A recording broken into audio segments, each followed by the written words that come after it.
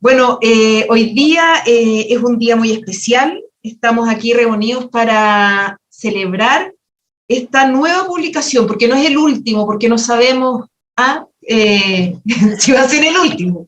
Que no sea, porque yo sé que tú, Jaime, estás escribiendo sin parar, pero estamos aquí con Relatos de tanto tiempo, tu nuevo libro, que desde el lunes va a estar en librerías de todo Chile y que ya lo pueden comprar de todas maneras a través de sincronía.cl. La primera I es una Y, sincronía.cl, o a través del correo electrónico hdeditores@sincronía.cl. Pero más allá de eso, bueno, especialmente felicitarte por este libro que reúne 18 relatos que, bueno, que habían sido publicados algunos y otros son inéditos. Hay ficción, pero también no es tan cierto que haya tanta ficción, creo yo. Pero después lo vamos a saber. Sí, sí. Bueno, yo quiero presentar, hoy día nos acompañan, estamos todos aquí reunidos, pero nos acompañan dos presentadores. Voy a presentar primero a Juan Mijovilovich. Juan nació en Punta Arenas y actualmente vive en Longaví, es un bello pueblo de la región del Maule, desde allá nos acompaña. Es abogado y se destacó en su trabajo como defensor y promotor de los derechos humanos durante la dictadura. Luego fue juez y terminó su oficio en Puerto Cisnes, en Aysén.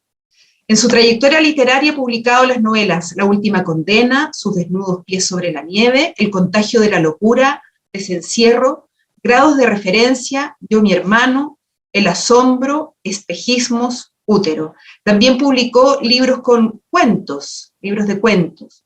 El ventanal de la desolación, El clasificador, Restos mortales, Los números no cuentan, Bucear en su alma, Teoría del espanto.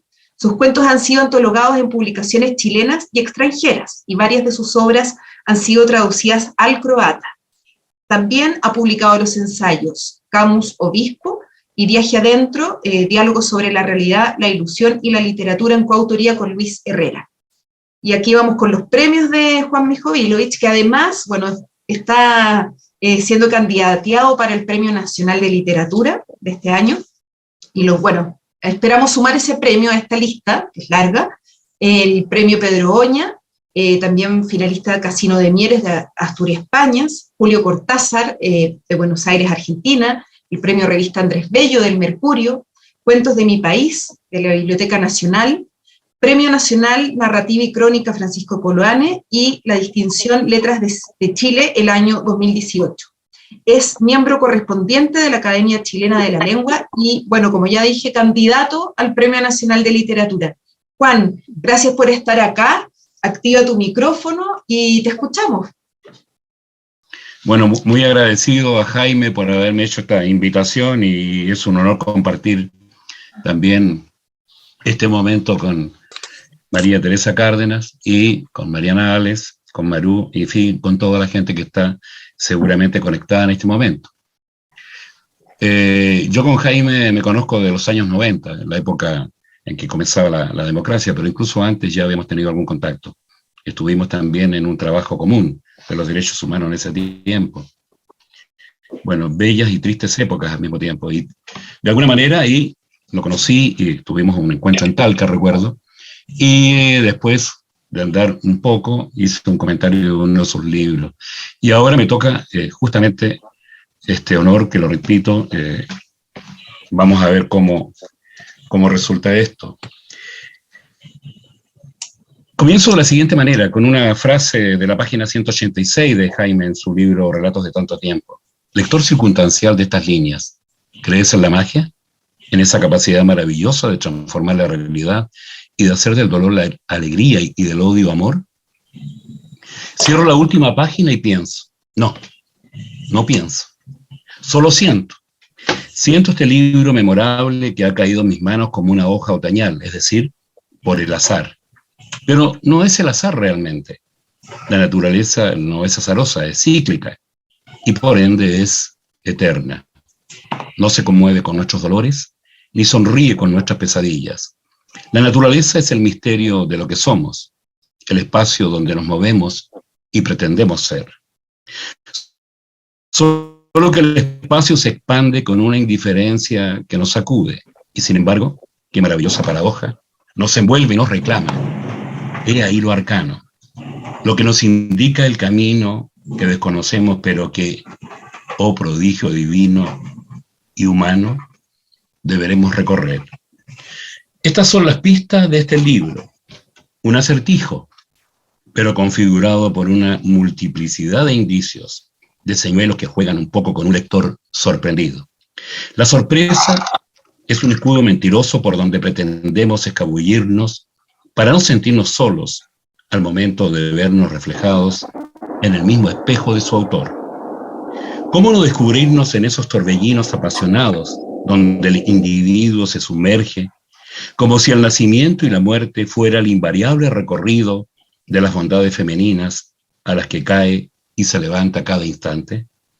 ¿Cómo no dudar de sus instancias de ardor y de ternura, de esos redobles de tambor que un corazón atormentado ve fulgurar en la distancia, como si todo fuera evanescente, y no obstante, sabe que se vive y que se pierde al mismo tiempo?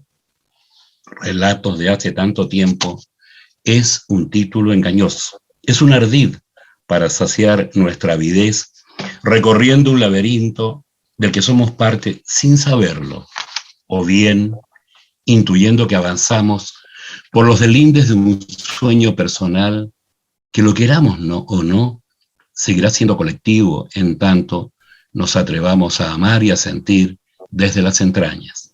Y entonces veremos el fuego muriendo en el agua y la tierra hirviendo las hendiduras de un volcán inextinguible. Las exaltaciones humanas se yerguen desde un torrente de vida que nos enmudece y nos deja atónitos. Uno se puede deslizar por estas páginas como en un tobogán de reencarnaciones que nos parecen inútiles y que a nuestro pesar o a pesar del narrador nos resultan indispensables, señeras, discretas incluso, para que aprendamos a conocer lo que hay detrás de una puerta secreta, en la tibieza oculta de dos seres que se aman y se pierden, que se erotizan de un modo delicado y elegante, que se reencuentran y vuelven a perderse. ¿Es que acaso todo es una ilusión movido por una agonía que nos pulsa el cerebro y nos obnubila la mente para quedarnos con los ojos desmesurados percibiendo cómo una mujer cae desde un edificio imaginado? ¿O es cierto que dormido bajo una ducha milenaria vemos pasar el tiempo estacionado en una memoria que suele ser infinita y que no se destruye sino con el despertar del ensueño? ¿Es que acaso hay un reguero de espejismos intermitentes que unidos nos forjan, no únicamente desde la carne, sino del espíritu que sospechamos y del que somos una hebrita minúscula extraviada en mitad del firmamento? Hay aquí un sendero angosto que se abre como una humorada del Creador, y el Creador es un narrador que no pretende ser omnisciente, sino un explorador de su conciencia personal, un espía mentiroso del escindido espacio de los otros, es decir, de nosotros. Estamos mediatizados por ese juego de avalorios, de resquicios extraños, donde el individuo excede sus pasos con los pasos ajenos, pero hay un trecho que ignora y que existe, su yo, su esencialidad recóndita, pujando por salir de un vientre entumecido para asociarse a esa naturaleza que lo deja pasmado, ebrio de un amor que nunca alcanza a retener por mucho tiempo. ¡Qué contrasentido! Por mucho tiempo. Y resulta que estamos hablando de relatos de tanto tiempo. Pero, ¿cómo estruja el tiempo un creador del misterio de vivir? ¿Cómo lo hace carne? ¿Cómo lo desnuda? ¿Cómo lo agrieta para que la luz penetre por esas hendiduras femeninas que son el cauce invariable del enigma que lo ha situado entre su Dios y esos fragmentos espaciales que se desvanecen por instantes?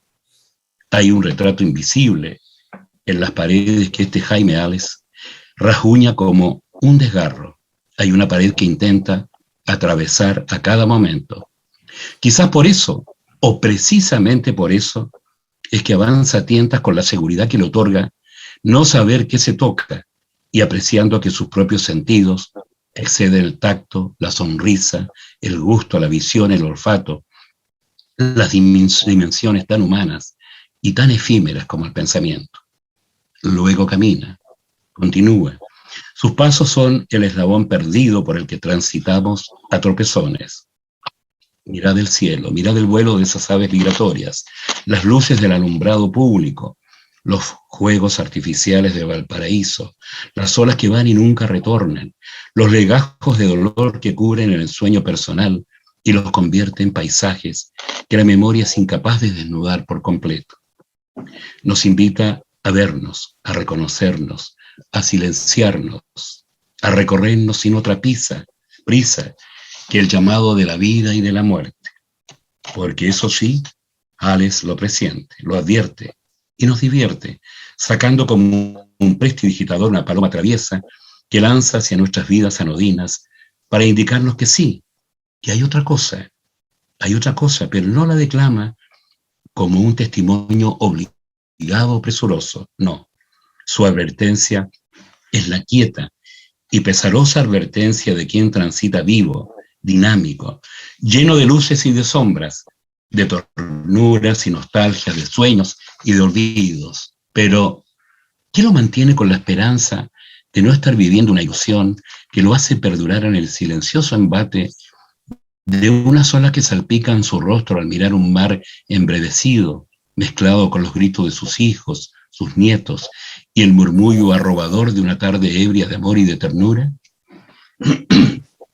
Es tal vez el saber o presagiar que lo arcano está en los ojos de la mujer amada, en el territorio ultrajado de un periodista asesinado, el giroso transeúnte que lo ve pasar reflejado en la vidriera, o la carta de una noche que avanza hacia el fin de los tiempos que relata, o el recuento de un verano que subyace entre los pliegues de una tarde calurosa, o el mal enquistado en una caleta perdida, donde lo demoníaco se entronca con el miedo de existir y hay que huir para no ser presa del mal, o mimetizarse en una canción que desmenuza hasta dejarla extenuada en las puertas de un bar inexistente. En fin, incitarnos a ver lo que no es y retornar de nuevo, sí, de nuevo, a la esencia que hemos extraviado y que solo perdura en los cimientos insobornables de un corazón que se niega a ser superado por las tinieblas de un tiempo hermético. Entonces, sus palabras superan la tibieza de los tibios y conformes. Hay que sacudirse, de nuevo, siempre sacudirse, de la modorra interior, colocar como un colgajo los residuos estúpidos de una exterioridad que nos impide ver el cielo que habita en el fondo sin fin de nuestro misterio y tratar de aspirar el aire que aún nos mantiene en la supremacía embustera de los reinos que existen. Se agradece luego conmovernos con cada palabra, con cada frase, con cada insinuación, con las advertencias, sí, con las advertencias que son tan privadas y tan nuestras, y revelarnos ante la estulticia, ante los torturadores que hicieron del mal su sin razón, para abreviar sus deslindes inconclusos en la breve estadía de los torturados.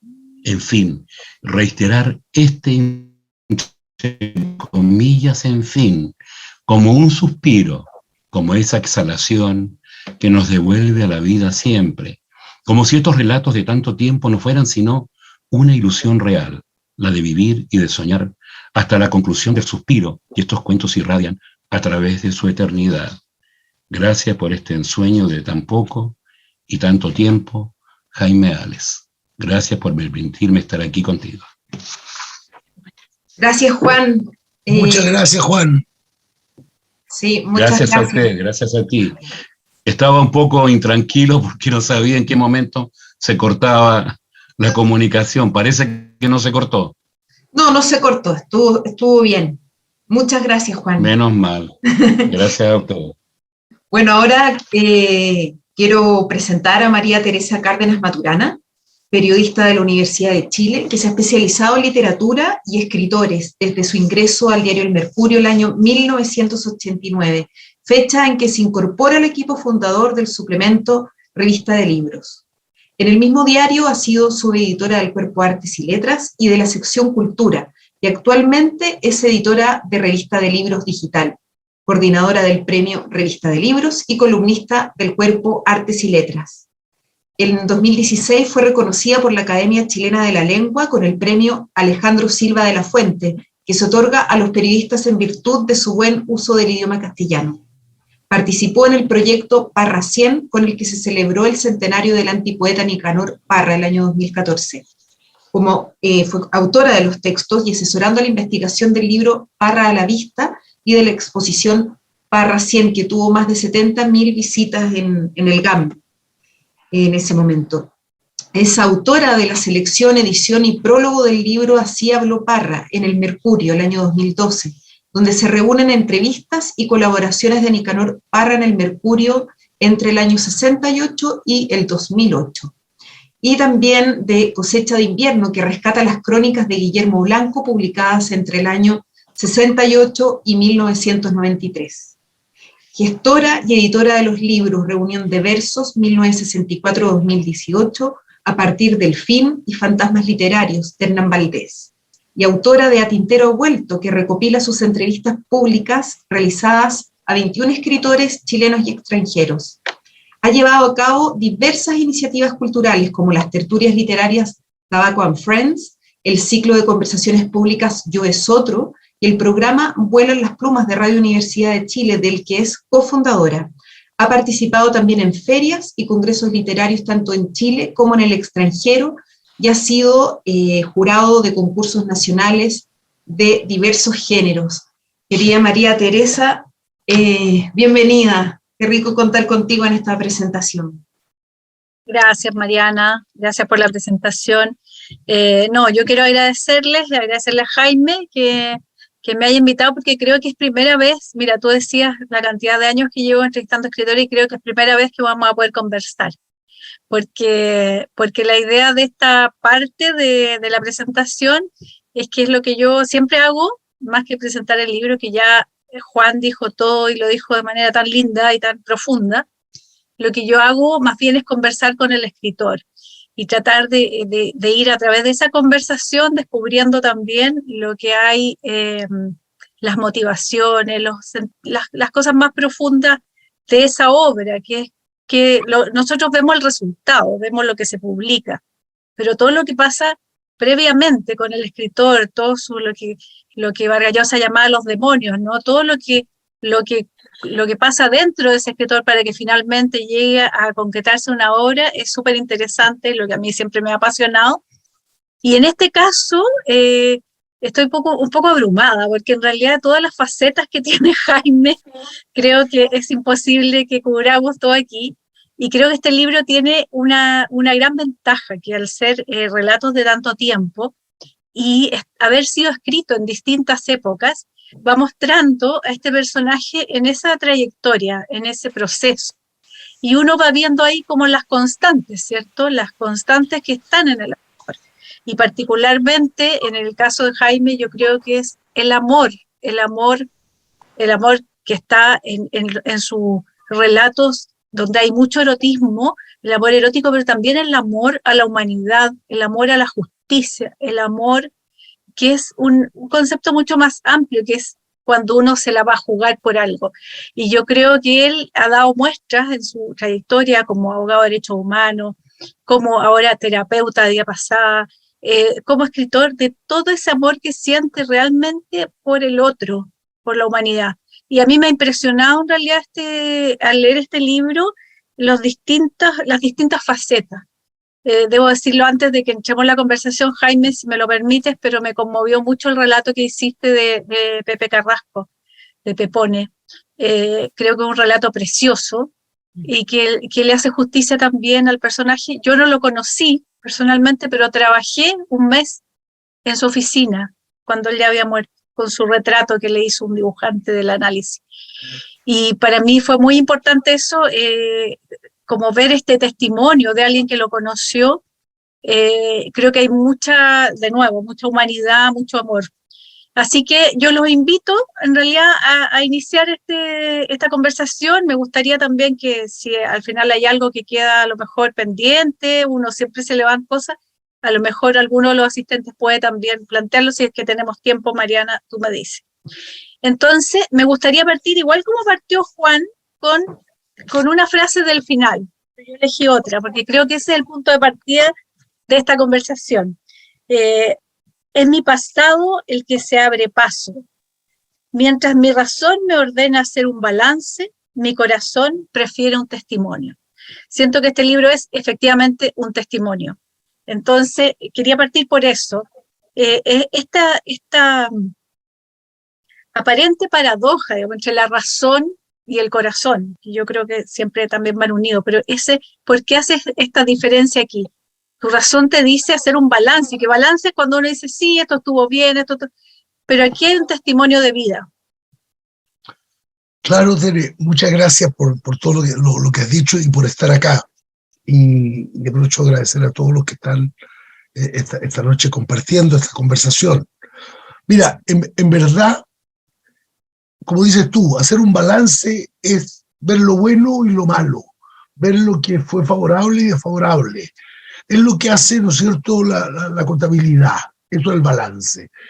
Y yo digo, mira, lo fácil y lo difícil, lo doloroso y lo gozoso, o simplificando lo bueno y lo malo, como dicen algunos, expresión que a mí no me gusta tanto, son parte de lo mismo.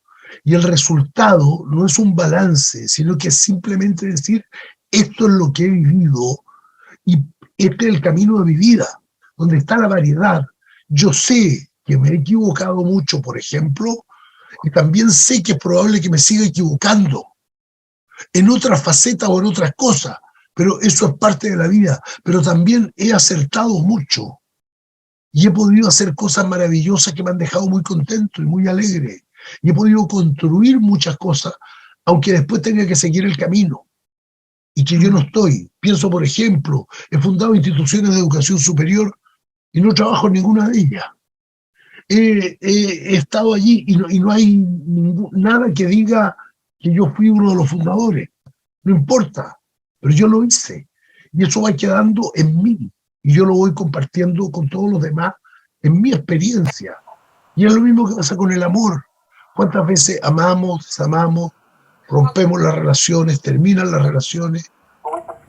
Cada vez que tenemos una relación pensamos que es eterna. Y resulta que en algún ámbito puede serlo. En lo concreto de la vida vamos avanzando en el amor y vamos avanzando en la vida.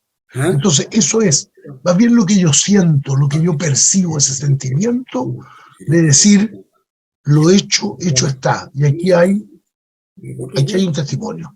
Ese es el relato. Ya. Ahora, aquí hay 18 relatos, pero son muy diferentes, de muy distinta índole. Hay como crónica, hay este homenaje, digamos, a que te comentaba Pepe Carrasco. Hay relatos que son terroríficos también. Hay el de la calera, que es como de misterio. La caleta, sí. La caleta, perdón. Hay misterio, hay, bueno, como decía, mucho erotismo, mucha percepción de lo sensual, de lo experiencial. O sea, cómo yo tengo realmente la duda de cómo... bueno, y un relato muy temprano que escribiste en la Escuela de Derecho, cuando eras estudiante todavía. ¿Cómo fue, por curiosidad, esta selección? ¿Cómo llegaste finalmente a definir con todo lo que has escrito? Hay otro que es cierto, basado en las canciones de Sabina, rescataste uno aquí. ¿Cómo llegas a esa selección? Porque me imagino que debe haber sido muy difícil. Claro, es muy difícil. O sea, a ver, hay algunas cosas fáciles. ¿Cuáles son los fáciles? Lo de Pepe Carrasco. Eso fue fácil. La nota bisiesta. Se llama... ¿cómo que se llama? Me olvidó el nombre, pero que lo publiqué en la nota bisiesta, que es el amor de, me parece, no es amor de fin de siglo, ese de la agenda, que es el que cuenta la historia de ese amor de los 29 de febrero. ¿No es verdad? Carta de amor. Carta de amor, ya. ese, por ejemplo, no cabía duda que yo quería publicarlo porque fue una cosa insólita cuando Víctor de la Fuente inventó esa revista que se iba a publicar cada 4 años. Pero como pasa con casi todas las revistas, salió solo el número 1. Entonces, se publicó y yo entonces era la historia de un amor de gente que se encontraba cada 4 años. Y ahí estaba. Ese lo tenía claro que quería publicarlo. La habitación 314, que evidentemente no es un testimonio porque habla, bueno, ya los autores no es un testimonio, de gente mayor que yo, quiero decir, Sí. pero que está ahí, que es un relato. Eso no me cabía duda. Y los otros los fui seleccionando. Por ejemplo, me enfrenté a la duda cuando elegí las canciones de Sabina. Son 14 cuentos en ese libro, que son 14 cuentos sobre las canciones de Sabina, en el cual incorporé las letras de las canciones. Y bueno, en verdad, dije, ¿cuál elijo? A mí hay uno que me gusta mucho, que es el que se trata de la historia del amor con una niña argentina. Pero ese cuento no lo puse y preferí este otro porque es el que le da título al libro. Y porque es la canción emblemática para los chilenos de Sabina. Para Sabina no es la más importante, ni mucho menos. Tiene canciones que creen son mucho más importantes para él, incluso en la primera época. Pero para nosotros los chilenos esa canción nos golpeó mucho. Fue primer lugar durante meses en las radios chilenas. Es decir, fui eligiéndolo por eso, por el carácter emblemático. Otros, por ejemplo, los publicaba en la revista Clan. Yo publiqué 7 u 8 cosas en la revista Clan. Las busqué y fui eligiendo. ¿Por qué? Porque de alguna manera me representaron más. Por ejemplo, hay una en que yo estaba pensando en una pareja concreta, una pareja muy cercana a mí, que estaba viviendo un drama doloroso de incomunicación y de problemas. Y ahí fui escribiendo pensando en ellos. Era como una dedicación a ellos. Y ese tipo de experiencia yo la fui plasmando. Me costó elegir. Llegó un momento que tenía alrededor de 30. Pero después dije, bueno, aquí hay que ir podando, hay que ir cortando, hay que ir sacando. Y fui prefiriendo cosas menos publicadas o menos difundidas. Por ejemplo, Ahora, en La Caleta. La Caleta es un cuento que no me había atrevido nunca a publicarlo porque rompe todo género, pero yo quería dar cuenta de 2 cosas. De un hecho veraz, real, que sucedió en un lugar de Chile, porque todo esto pasó en un lugar de Chile, está basado en hechos verdaderos, pero además de la experiencia de un grupo de jóvenes que aparentan ser iguales, pero que son todos muy distintos, y que cada uno vive su drama muy particular en esta estadía. Y cómo se va viviendo toda esa experiencia, donde lo importante en ese cuento no es el final, sino el relato, la historia, cómo se va desenvolviendo, cómo se va viendo. Y quise contarlo, y en ese cuento yo se lo dedico a Mónica Echeverría y Eduardo Zafirio, porque Mónica Echeverría, bueno, es conocida, una escritora, falleció hace poco, escritora y artista, y que es una mujer multifacética. Ella me contó la historia verdadera, porque ella fue parte de la historia verdadera, de lo que pasó en los años 50. Y entonces, y lo contó estando juntos con Zafirio, y lo comentamos muchas veces, y Zafirio un día me dijo, esto tiene que escribir un cuento con esto. Y yo no podía decir, pero ¿cómo? Escríbelo. Y un día lo escribí, y ahí está, ¿no? Y entonces vamos armando historias, y todas las historias tienen visos de realidad. No siempre mías, claro, no de otros, pero que claro. son vistos de realidad y que son cosas, y entonces pongo nombres verdaderos. Por ejemplo, hay un cuento, creo que se llama Amor de Cuentos, que trata de un escritor que es abordado por una muchacha en la exposición, yo digo, de un pintor que se llamaba Ludwig Alberto Ludwig, el gran pintor chileno. Y efectivamente el hecho comienza ahí, en Bellas Artes, cuando Ludwig, en las últimas etapas de la vida, logra exponer en el Museo de Bellas Artes. Entonces, estas cosas están, yo voy mezclando toda esta realidad porque es parte de nosotros mismos. Entonces fui eligiendo de esta manera. A pesar de que son relatos muy distintos, creo que en esa selección quedó como un tono, hay algo que los une, digamos, finalmente. Hay una cosa también como de, de misterio en algunos, que creo que también está como una cosa que lo van viendo. Quería irme a otro tema de la poesía, porque tú eres poeta, ensayista, escritor, narrador, pero dices en algún momento cuando entre tantas cosas que tú hiciste, porque también intentaste ser futbolista, fuiste seminarista, o sea, hay muchas cosas que han pasado, como tú dices, pasas y a lo mejor quedan como experiencia y tú vas avanzando, ¿no? Pero en algún momento dice, por eso no tuve más alternativa que irme haciendo poeta. No dije buen poeta, solo poeta. Cuéntame esto estamos presentando libros, cuentos, pero tú te defines como poeta. Claro, es que la poesía, bueno, antiguamente el poeta era el escritor. Claro. O sea, todos los escritores eran poetas, así se definía, ¿no? Porque es creación, es síntesis, es expresión de algo que le pasa por dentro al creador, que es verdad, y que puede referirse a hechos de fuera. O sea, cuando yo leo Cavafy, rumbo a Ítaca, está hablando de hechos de fuera, pero está hablando de él también, de algo que le pasa a él por dentro, ¿no es verdad?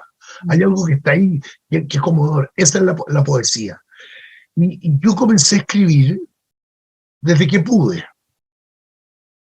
O sea, mi tía Alia me entregó un día, me dijo, te voy a devolver esto, y me entregó un papelito, y el papelito era un cuento que yo escribí a los 6 años. O sea, sí, estaba recién escribiendo, y escribí el primer cuento. Y entonces, siempre escribir y siempre leer, en esa búsqueda desenfrenada. No alcancé a intentar ser futbolista, mi sueño era ese, un sueño secreto, porque me fascinaba el fútbol. Y escuchar, y ver, y leer revistas de fútbol, todo eso. Pero un accidente a los 9 años cortó eso y fue imposible, porque me dejó con una pierna mala hasta el día de hoy.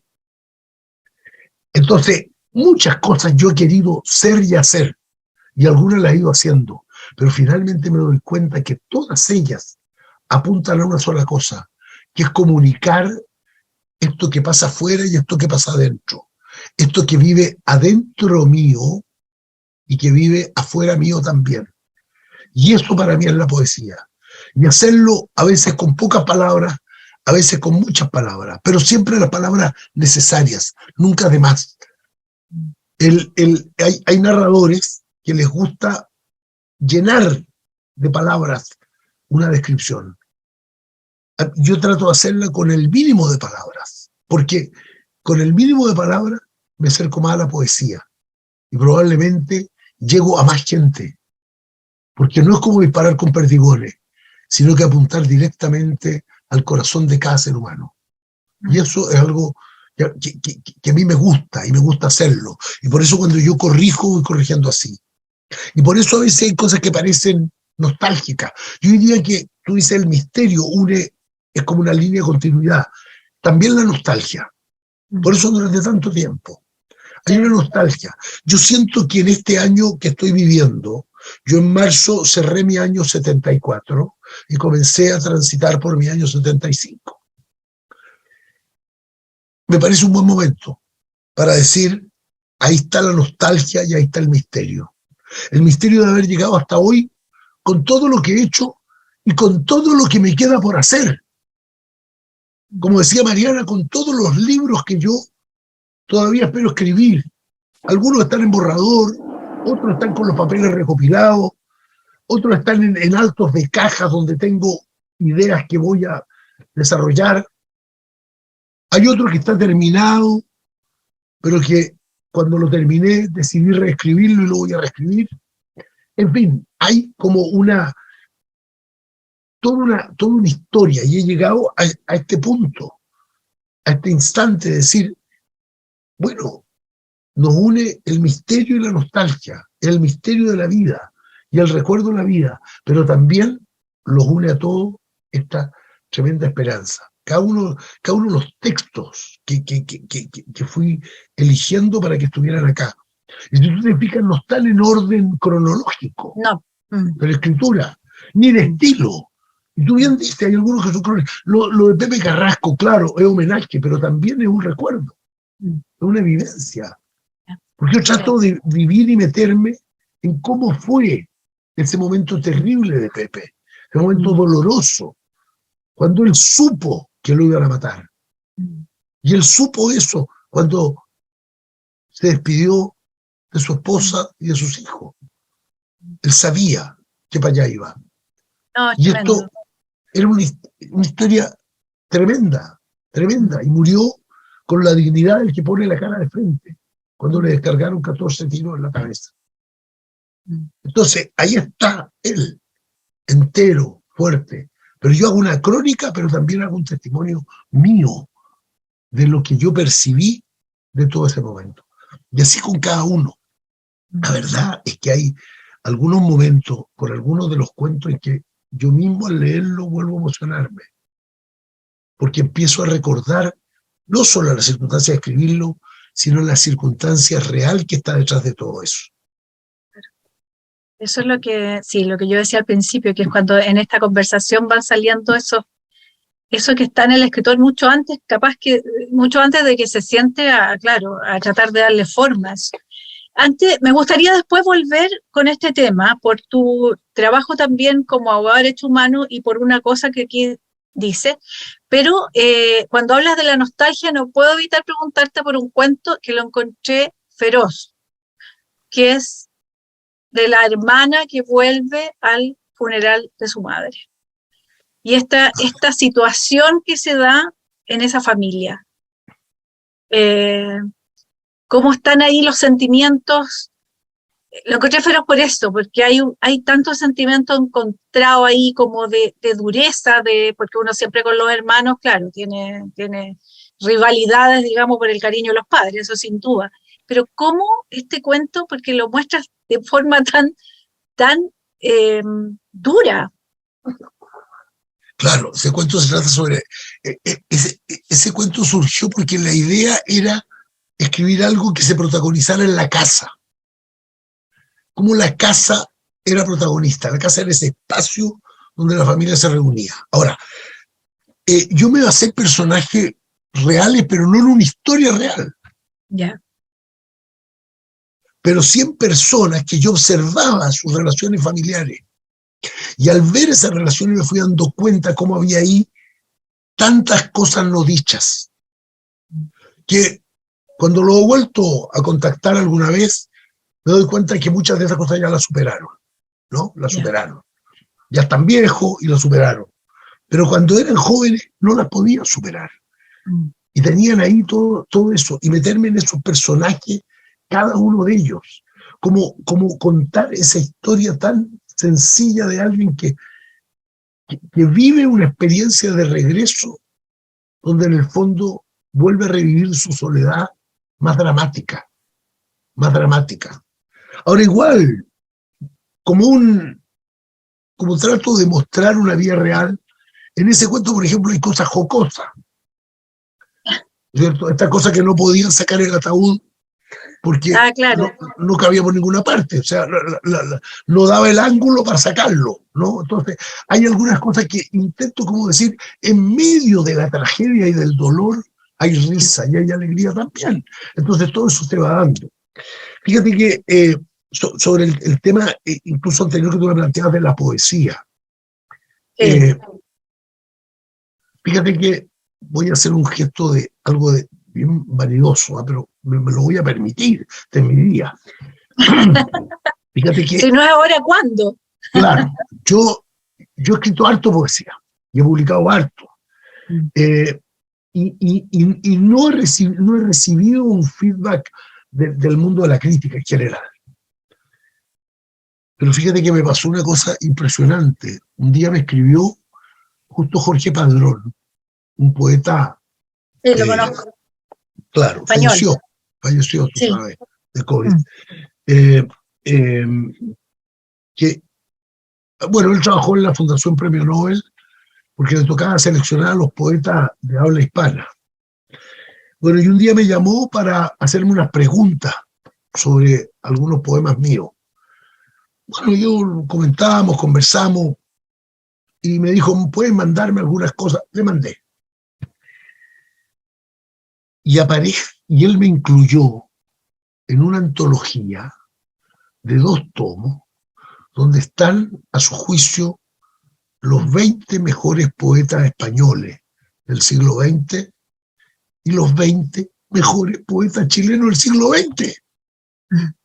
Y ha sido, o sea, y usted se puede imaginar, cuando yo me entero de esto, quedé conmocionado, porque en verdad sentí que era un regalo para mi poesía.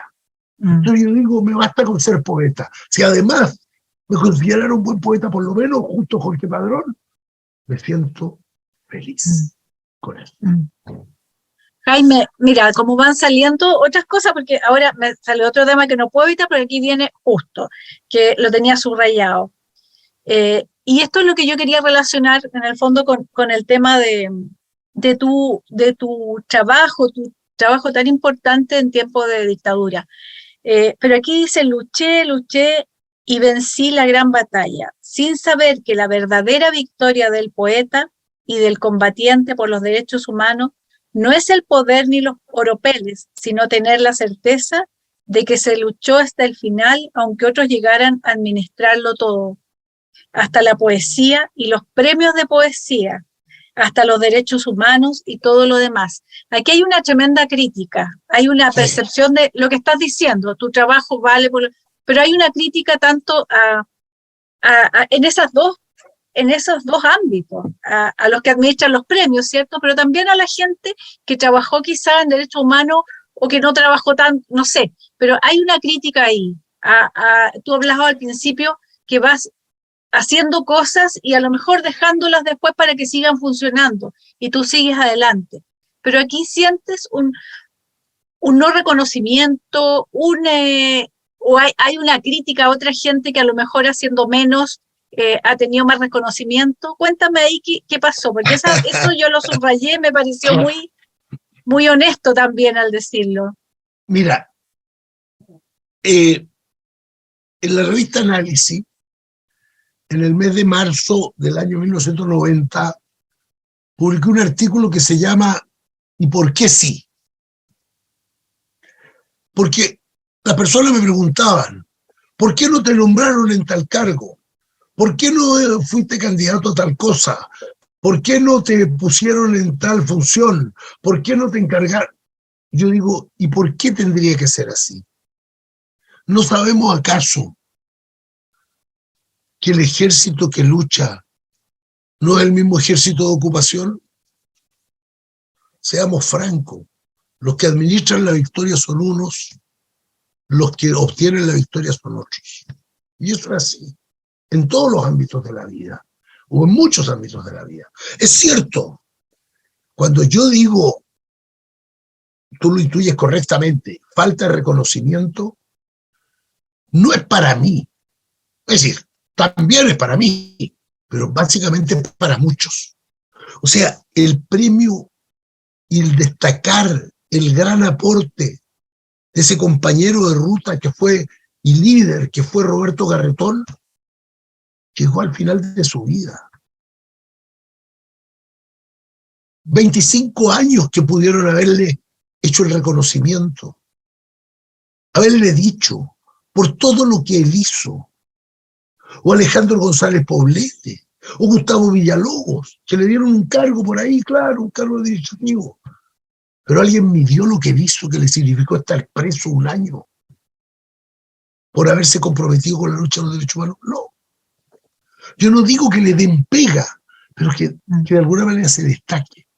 Y te lo voy a decir en lo que a mí toca. Cuando al cumplir un X aniversario en la Democracia Cristiana, partido en el cual yo he militado,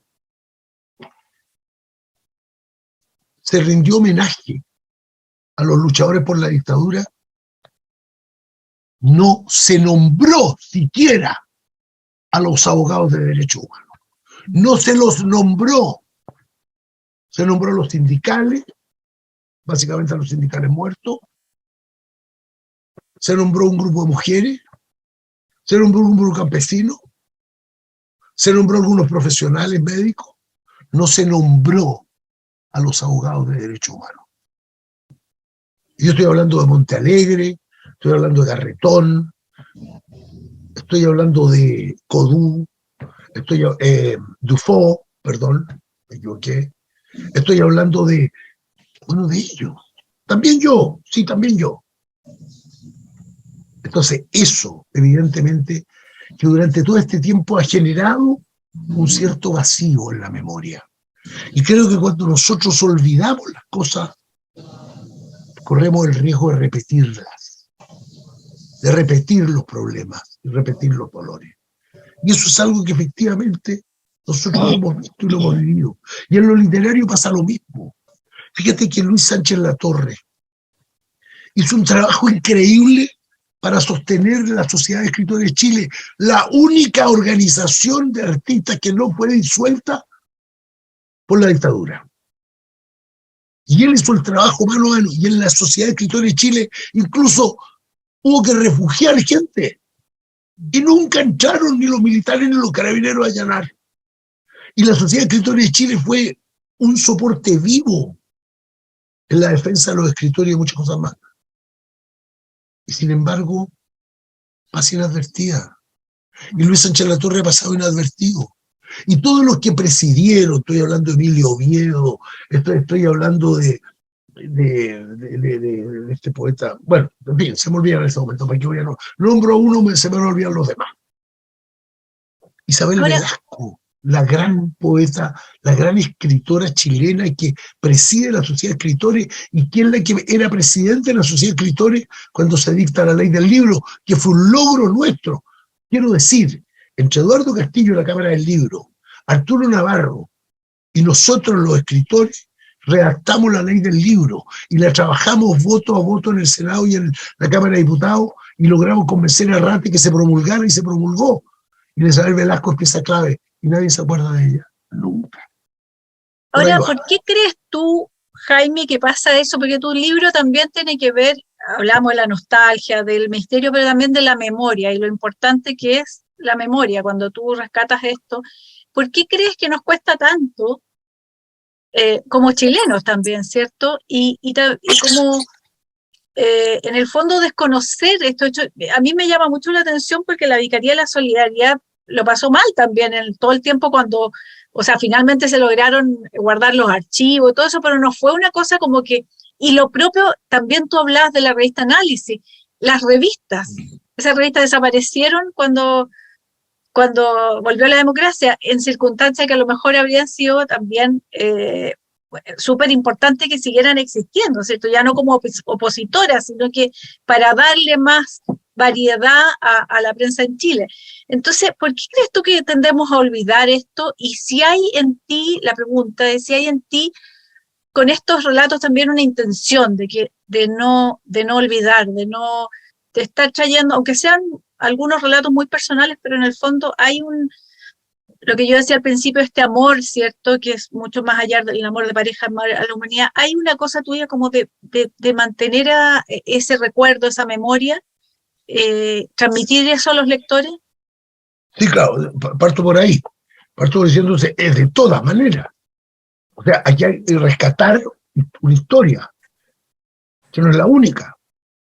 Yo escribí un libro hace unos años atrás, me acuerdo del 2015, 14 creo, que se llama La Rueda de la Historia. Y en lo que pretendo yo, el subtítulo es Testimonio de un protagonista. Cómo yo he vivido la política hasta el momento del golpe de Estado, y con algunas cosas posteriores, pero no me refiero al tiempo de la dictadura como central, sino que es todo lo anterior, mi mirada sobre la historia. O sea, creo que hay que rescatar memoria. Ahora, ¿por qué creo yo que ha pasado esto que yo critico? Bueno, yo no voy a hacer conjetura, porque estoy convencido de lo que digo, y porque tengo información. Esa fue una decisión. Una decisión de sectores importantes de las cúpulas políticas de este país. Cúpulas, digo cúpulas, no digo directivas, porque ya no dirigían, estaban encerrados en su cúpula. Una decisión de acallar las voces. Revista Análisis fue cerrada por una decisión de dirigentes políticos importantes que ahogaron la revista y que finalmente compraron las acciones y finalmente la cerraron. Una decisión personal,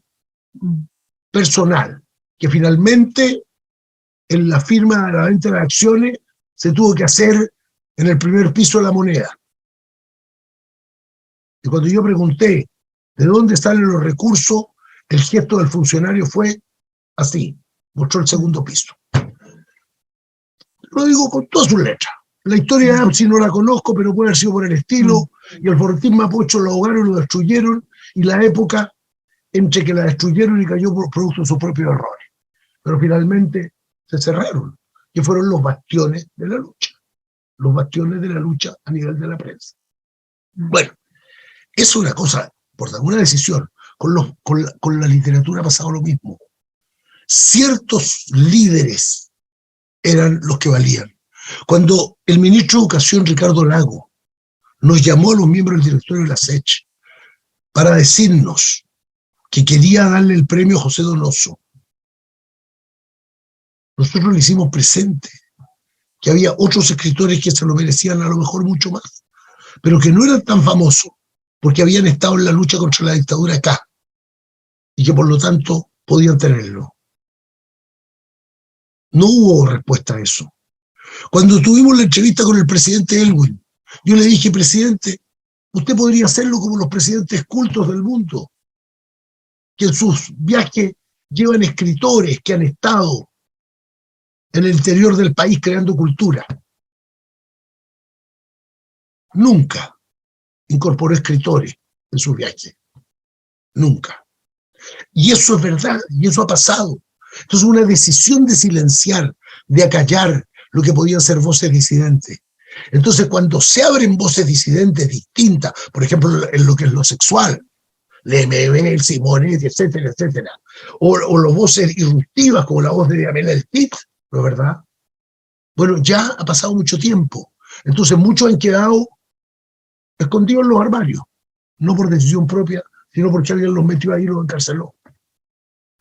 Y eso es lo que sucede, y eso es verdad. Y entonces, sobre todo pasa con los poetas. Si uno va a la librería, los libros de poesía no están en los anaqueles, los libros de poesía no están sobre las mesas, no están entre los títulos recién llegados, no están. Y te lo digo porque yo he ayudado a publicar amigos míos, no, sí. Te digo, sí, también no tengo la experiencia, sí. Sí. No, la poesía, claro, es que hay una cosa como instalada, así de que la poesía no vende y todas esas cosas. La poesía no vende porque los vendedores no quieren vender poesía, claro, no la ponen ahí. Un país que tiene sus dos máximas glorias mundiales son el tercer puesto del Mundial 62 y los 2 premios Nobel de poesía. Era lo más que hemos alcanzado en el mundo. Y también vivimos de muchos mitos en ese sentido. Claro, esto son cosas que se instalan como realidades, pero que claro, a veces hasta por comodidad. Bueno, la Mariana me está haciendo gestos ya para que vayamos terminando. Así que, pero yo quiero irme ahora en esta última parte a tu trabajo hoy, bueno, a las múltiples cosas que haces, pero ya saliendo de la política y entrando a tu trabajo como terapeuta. Y que tú te preguntas aquí en el libro, ¿quién está detrás de mis lecturas? Yo invoco a Dios antes de cada lectura, aquel que se expresa concreto en la imagen de un Jesús terreno, de mi ángel de la guarda, que yo sé que no es uno sino varios, de mi maestro espiritual o guía superior que responde al mágico nombre de Nael. Me preguntás si aquí en tu trabajo, bueno, está súper relacionado, a mí me llama la atención como tú, al hacer la crítica, esto que hablamos recién, pones a la poesía al lado de la política o de los derechos humanos, de cómo no, claro, de los derechos humanos. Pero aquí, cuando hablas de quién está detrás de tu lectura, cómo puedes hacer la lectura, también está ahí el escritor, el poeta. Hay alguien que que está detrás, me imagino, hay alguien o algo que está detrás de lo que escribe. Entonces ahí también están súper relacionadas las dos actividades, ¿no? O sea, los dos, cómo te enfrentas a cada cosa, a la escritura y a la lectura. Lo que pasa es que yo creo profundamente en la divinidad. Y creo que hay una divinidad que nos ama y que lo único que nos pide es que escuchemos sus guías para poder ir cumpliendo con la tarea que nos hemos propuesto en esta vida. Cada uno de nosotros nació con propósitos. Y esos propósitos nosotros podemos cumplirlo o no cumplirlo. Eso depende de nosotros, en gran medida, no exclusivamente, pero en gran medida. Y entonces podemos avanzar en ese propósito, descubrirlo primero y avanzar después. Yo creo profundamente en eso. Y creo profundamente que esa divinidad nos da los apoyos necesarios para que cuando vacilemos podamos seguir adelante. Y eso es lo que yo invoco. Y yo digo, hay veces que leo el tarot o que guío a una persona en una regresión y luego analizamos y yo digo, caramba, ¿de dónde viene esto? Y sin duda que viene de este apoyo que estoy recibiendo, de estos emisarios que la divinidad pone para que todos nosotros podamos cumplir con lo que tenemos que cumplir. Los ángeles están con nosotros. La divinidad está con nosotros. Los maestros están con nosotros. Los ejemplos están. En mis clases de tarot yo cito continuamente la Biblia, podría ser en general, pero sobre todo el Evangelio. Porque yo creo que si nosotros pudiéramos tomar el mensaje de Jesús y hacerlo carne, el mundo sería otro. Fíjense ustedes. Mira, Tere. Jesús dice en el capítulo 5 de San Mateo, que es el programa de gobierno de Jesús. Dice, se les dijo, amen a sus amigos y odien a sus enemigos. Y yo les digo, ¿no hacen eso también los paganos? Por lo tanto, ustedes amen a sus enemigos, amen al que les quiere hacer daño, amen al que los persigue. Y si alguien pleitea contigo por la capa, dale también el manto. Y si alguien te golpea en la mejilla derecha, ofrécele la izquierda. Quiero decir, si el 10% de los seguidores de Cristo en el mundo vivieran la experiencia de amar a sus enemigos, el mundo sería completamente distinto. Y eso es lo que a mí me mueve, que nosotros seamos capaces de hacer eso. Y entonces cuando a mí me preguntan, pero ¿cómo escribe un libro con este tipo que fue ministro Pinochet? ¿Pero cómo tiene este amigo que es un no sé cuánto de no sé qué parte? ¿Cómo defendiste a los mismos tipos con los que tú peleaste durante 3 años en el gobierno de la Unidad Popular? ¿Cómo? Pero es que eso es. ¿Y cómo tiene amigos que piensan completamente distinto? Están aquí, algunos están aquí. Porque tenemos ideas políticas distintas, ideas del mundo distintas. ¿Y por qué no? ¿Por qué no podemos hacerlo? Porque al hacer eso estamos tratando de amar. No digo que yo lo logre, digo que yo lo intento. Yo estoy intentando permanentemente en eso y tratando de hacer eso. Entonces, cada vez que leo el tarot, hago un promedio de 2 lecturas diarias. Antes hacía un poco más, pero ahora ya el peso de los años se nota. Un promedio de 2 lecturas diarias. Cuando yo hago ese promedio de 2 lecturas diarias, me comunico con las personas. Y a veces las personas me dicen, pero ¿y cómo sabes eso? Y yo le digo, no te preocupes, porque yo tampoco sé cómo lo sé. Pero eso va llegando, y esto va saliendo. Y la gente me dice que le sirvió lo que yo le dije. Y yo sé que yo soy solamente un transmisor de algo que está en ese libro que estoy leyendo, libro escrito con imágenes, pero con una ayuda que está más allá. Y que yo me la merezco tanto como todos los seres humanos. Ni más ni menos. Ni tengo dones especiales, ni tengo ninguna cosa. Simplemente que yo pido esa ayuda. Y si nosotros pedimos esa ayuda nos va a llegar. Cuando escribes, ¿también pides Cuando, la ayuda o ahí corre por otro lado? cuando escribo, ¿Mm? cuando hago todo, pido esa ayuda. Todo. Porque siempre estoy pidiendo ayuda. A cierto rato me estoy acordando de esta ayuda que necesito. Cuando salgo, trato de salir poco por estos contagios que hay, pero cuando salgo pido ayuda. Cuando leo, cuando escribo, cuando hago mi vida normal. Pides ayuda, pero lo que haces también es una manera de dar las gracias, ¿no? O sea, Pides claro, ayuda para hacerlo, pero el hacer tuyo tiene que ver con agradecer también, ¿no? claro, y además agradezco directamente. Además agradezco. Yo, lo último que hago en la noche antes de dormir es, desde mi conciencia, decir gracias por este día. Y eso es así. Y al despertar en la mañana, cuando ya me empiezo a dar cuenta que estoy despierto, trato de hacer lo mismo casi siempre. No siempre me sale, pero casi siempre. Pero a los pocos minutos sí, ya lo puedo hacer. Y agradecer. Y sentir que estamos viviendo esto. Entonces, ¿por qué es agradecer? ¿Qué cosa? Que aquello que mi alma decidió que iba a ser su tarea en esta encarnación, lo estoy pudiendo hacer. Lo estoy pudiendo hacer. Bien, mal, más o menos, no sé. Ese es el balance. ¿Te acuerdas? Partimos hablando del balance. Ese balance lo vamos a hacer después de que yo me haya ido acá. Mi alma está en otra parte y en ese momento hará el balance. Y si quedaron cosas pendientes, no voy a decir como el tango en la cuenta del notario lo paga, sino que voy a decir, ya tendrán otra oportunidad de cumplirlo. Oye, tal como temía yo, quedaron muchas cosas pendientes en esta conversación.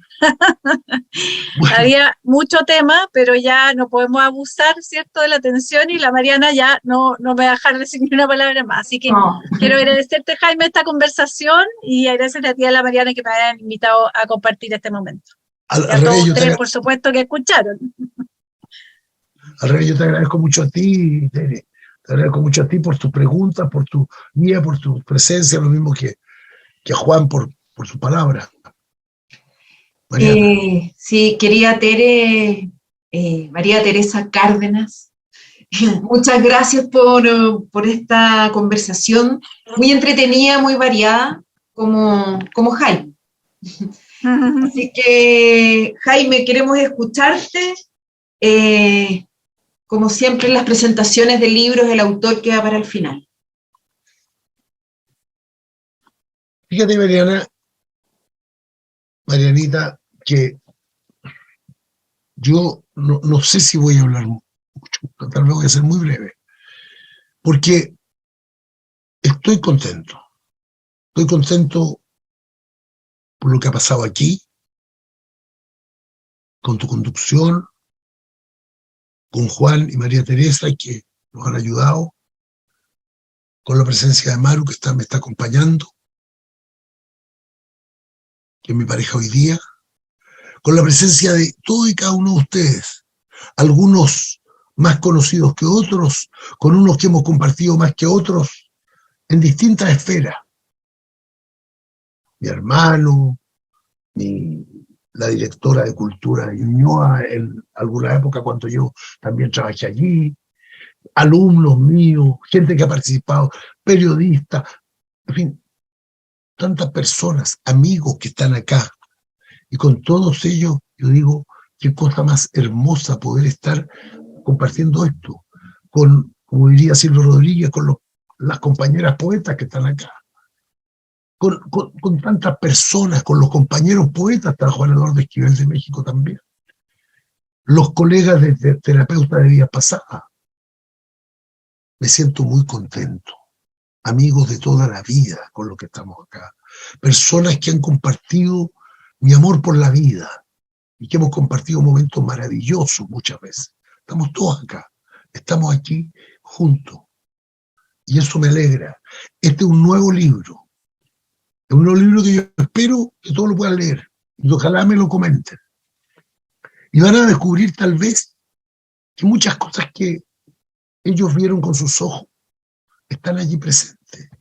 No porque yo hable de ellos, sino porque con muchos de ustedes hemos compartido la misma mirada sobre las mismas cosas y hemos estado allí instalados.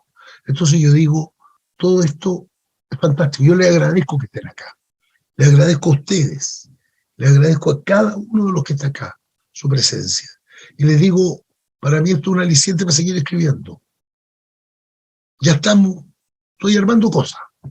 Y espero pronto estar de nuevo y seguir escribiendo. Fíjense que 14 poemarios, 5 novelas, libros de cuentos, mucha antología, muchos libros colectivos, porque hubo una larga época en la que publicábamos libros colectivos como una manera de apoyarnos. La Habitación 314 se publicó en un volumen en que éramos 6 escritores, encabezados por Virginia Vidal y Walter Garib. En fin, ¿quién más estaba? Estaba Lucía Guerra, estaba... Bueno, ese libro, éramos varios escritores, publicamos ahí. Pícaros y Entrevías se llamaba. Libros todos de un tono erótico. Y ahí tuvimos muchos proyectos que quedaron en el tintero, proyectos que nunca se publicaron, proyectos que no pudieron nunca salir a la luz. Bueno, esto es lo que yo quiero seguir haciendo y seguir compartiendo y seguir escribiendo. Esto es un aliciente para mí. Espero que en los próximos 74 años haya más facilidades para publicar y más facilidades para comunicar. Si me toca vivir parte de esos próximos 74 años, fantástico. Si no, buena suerte para los que estén. Muchas gracias. Gracias, Jaime, y gracias a toda la gente que participó hoy día en la presentación. Gracias, María Teresa. Una sola cosita, Mariana. Sí, una gracias, sola Juan. cosa. Sí, Una hola, sola Mario. cosa. Sí. Sí. No, decir, aquí voy a hacer un reconocimiento. Yo no sigo a muchas personas. A una de las pocas personas que sigo es a tu padre, a Jaime, con quien me ha tocado compartir mucho este último tiempo. Y él dijo que en su vida ha aceptado mucho. Además del reconocimiento, te tengo que dar las gracias por haberme también aceptado a mí, Jaime. Y si me permites, saludar a Juan Mijovilovich, a quien no veo desde el año 92, con quien compartimos una tarea nacional, yo desde el plano nacional y él desde el plano regional, yo como encargado nacional de regiones de la Oficina Nacional de Retorno y él como encargado de la Oficina Nacional de Retorno en la región del Maule. Juan, gusto de verte y de saludarte. Y gusto de verlos y saludarlos a todos ustedes. Gracias, Jaime, por aceptarme. Gracias. Gracias, Mario. Bueno, como estaba diciéndoles, bueno, muchas gracias a todos por participar. Gracias, Juan Mijovilovich. Ojalá que ese premio nacional... No hablemos de eso. Aquí lo importante es en este momento, Jaime. Sí. Igual, muchas gracias, Mario, tanto tiempo. Sé que estás por aquí cerca, ¿no? Sí. Así que sí, por ahí nos vamos a ver. Y a María Teresa, tenemos que vernos. A Maru. Porque fíjate que tenemos una persona que convoca. Fíjate. ¿Y cómo convocó que nos juntó? Juan. Mira tú. Y ese Jaime, por eso que yo lo sigo. Bueno, muchas gracias, ¿eh? Muchas gracias a todos y a todas ahí. Gracias, y vuelvo. Chao, Jaime. Gracias, Juan, y sabremos de ti prontamente. Y gracias, María Teresa, y les recuerdo que el libro lo pueden encontrar en sincronía.cl y también a través del correo electrónico hbeditores@sincronía.cl y desde el lunes en todas las librerías del país. Así que googlean, ponen el título, Relatos de tanto tiempo, Jaime Ales, y van a poder encontrar dónde comprar el libro y también algunas entrevistas que Jaime ha estado dando estas semanas. Muchas gracias a todos. Gracias. Muchas gracias, Ari. Gracias, Marianita. ¿Tú Gracias. para la grabación entonces? Sí. Gracias. Gracias. Gracias a todos. Todos saludarlos. Gracias. Gracias. Gracias. Gracias, Jaime. Felicitaciones, Jaime.